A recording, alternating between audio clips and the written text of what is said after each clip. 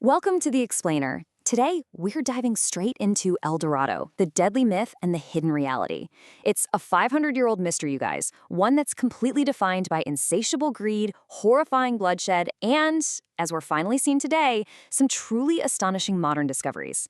For centuries, the very name El Dorado brought up these wild images of a shimmering metropolis just buried in the impenetrable South American jungle, a place where streets were literally paved with gold. It's the kind of legend that drove explorers completely past the brink of sanity. But what if I told you that everything we thought we knew about it was based on one massive, tragic misunderstanding? Well, let's unpack the deadliest mirage in human history. Okay, let's dive into this. Because to really wrap our heads around the sheer madness of this myth, we just have to look at the words of the legendary British explorer Colonel Percy Fawcett. His chilling final quote is right here on the screen. "We have reached a strange place. Soon the truth will be revealed."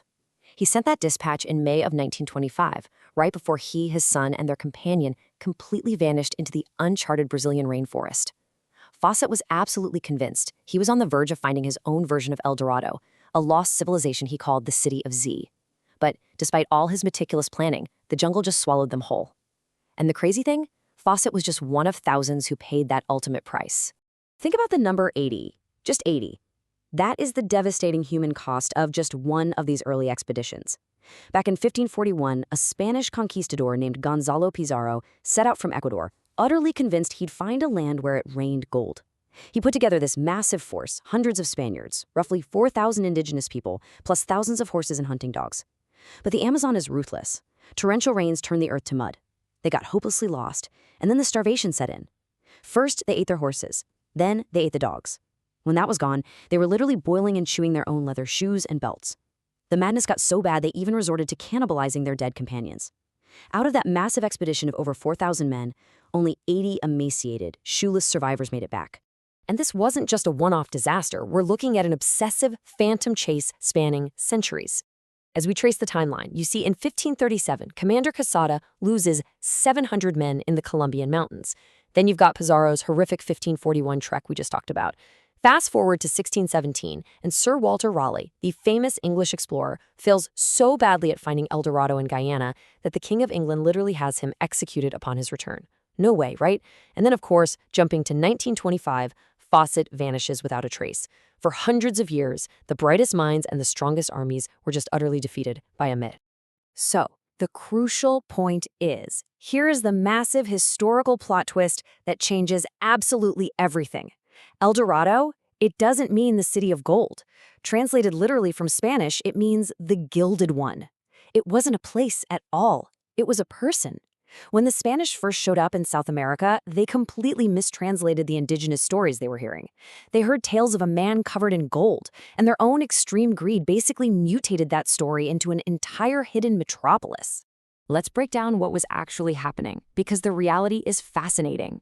High up in the Andes of present-day Colombia, there was a highly sophisticated indigenous group called the Muisca. When they initiated a new tribal leader, they did this stunning sacred succession ritual. Step 1.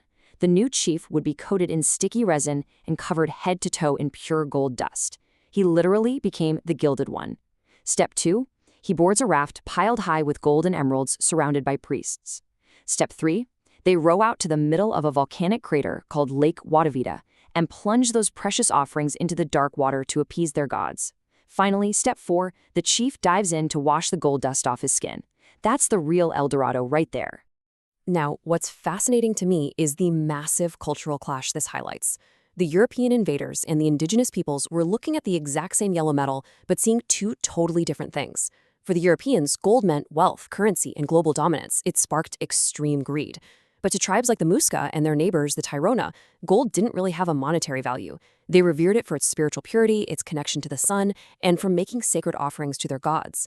The Spanish just couldn't wrap their heads around the idea of throwing a literal fortune into a lake just for a religious ritual.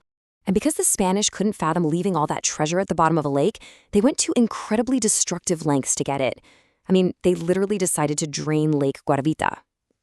After a failed attempt with buckets in 1545, a businessman in 1580 tried a new technique. He had workers carve this massive V-shaped trench into the rim of the crater to let the water pour out. And it was working. The water level dropped, and they actually started pulling ancient golden artifacts out of the mud. But then, total disaster. the trench suddenly collapsed, trapping and crushing 50 workers beneath the mud and stone. The whole project was abandoned in terror, which really just goes to show how much blood was constantly spilled for this metal. But here's the kicker. While the Spanish were busy destroying lakes, they were completely ignoring the brilliant scientific achievements right in front of their faces.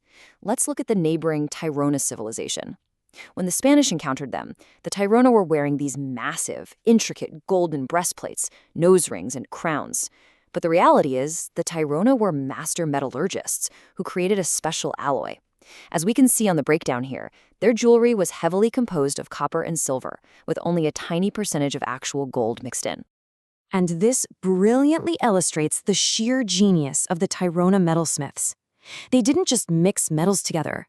They used a highly sophisticated chemical process. They'd heat the alloy and wash it in a locally derived acidic plant solution. This actually drew that tiny amount of gold entirely to the surface, creating a microscopic gilded shell.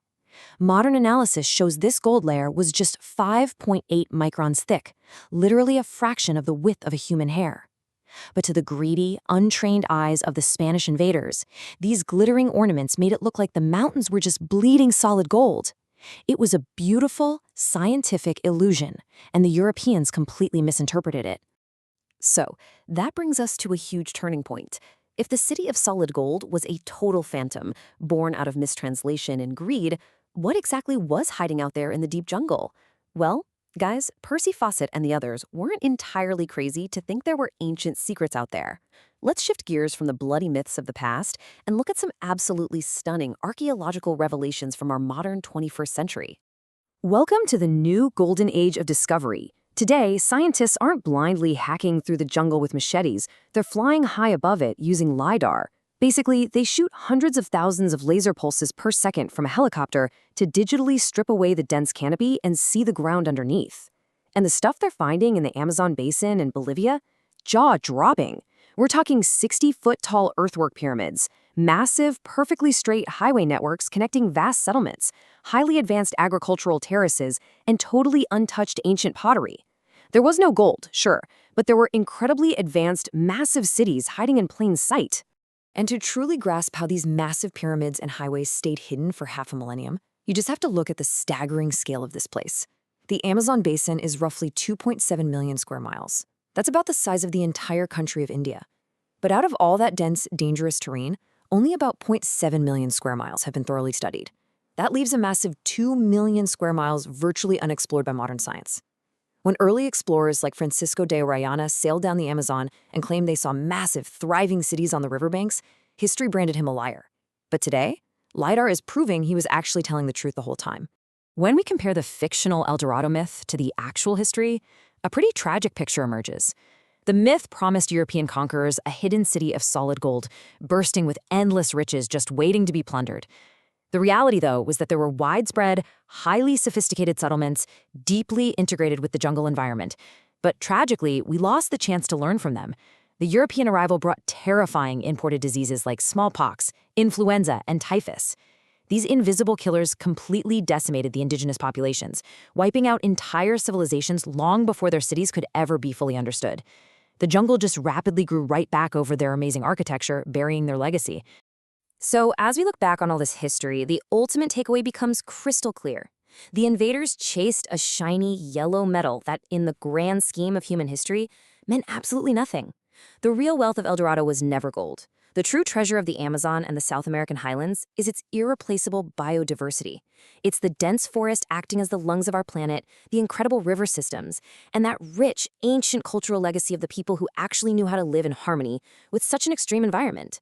That is the real treasure, and it's something we desperately need to protect today from modern-day looters and illegal miners who are still tearing up the forest looking for wealth. Which leaves us with a final, incredibly provocative question. Did our 500-year obsession with a phantom city of gold blind us to the true wonders of the jungle?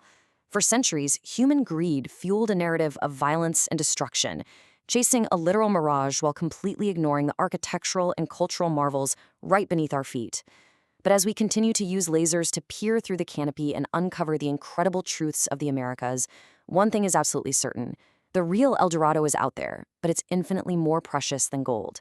Thanks so much for joining me for this explainer, guys, and keep exploring the amazing world around you.